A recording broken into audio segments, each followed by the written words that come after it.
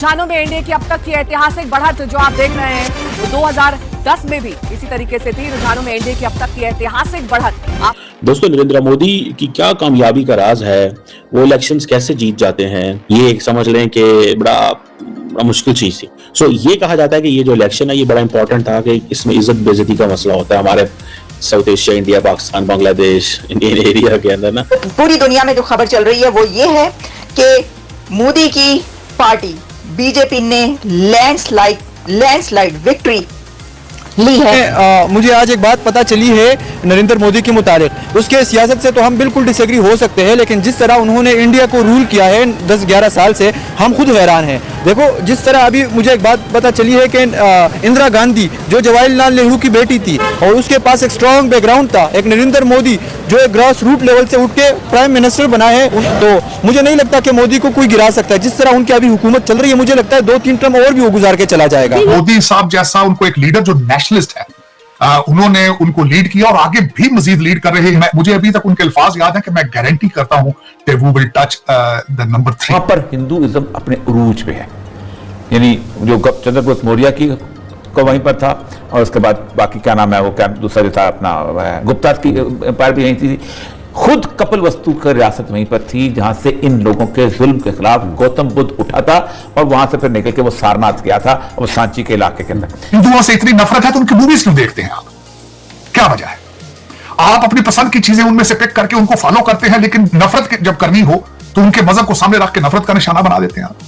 उनकी तरक्की को आप जो है वो देखना नहीं चाहते, मूवी उनकी मिस नहीं करना चाहते। क्या वजह है? हर आपके जो लौंडा लपाड़ा है उसकी गाड़ी में आज भी गाने अगर देखा जाए तो वो सारे भारतीय पंजाबी चल रहे हैं, सारे मूवीज के गाने चल रहे हैं, डांस हो रहे हैं मूवियों का। आपके हर शादी के ऊपर बिल्कुल इस तरह लगता है कि मैं भारत में खड़ा हूं। हर शादी इस तरह लगती है कि उसमें टोटल इंडियन कल्चर की ठाप होती है, लेकिन उनकी तरक्की से बाइकाट है आपका, उनकी सियासत पे, उनकी डेमोक्रेसी से बाइकाट है आपका।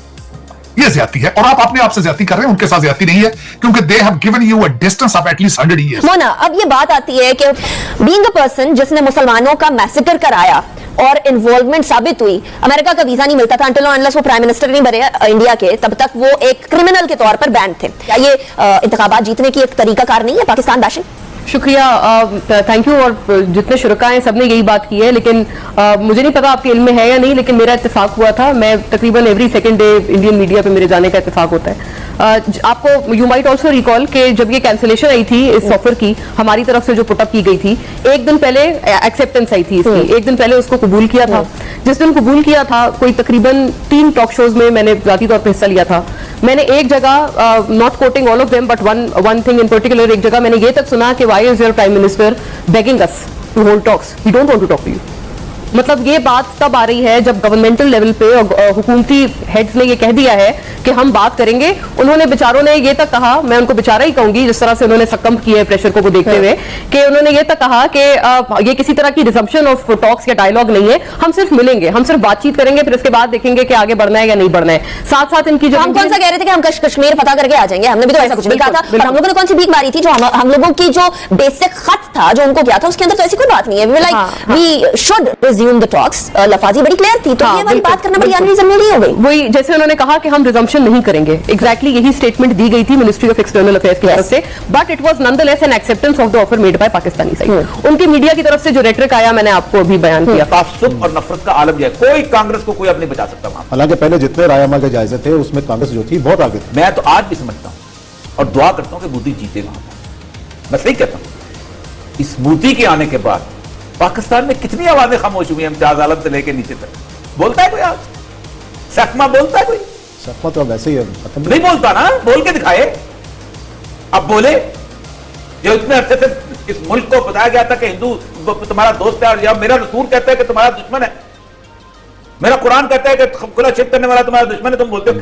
कांग्रेस भी नाकाम रही।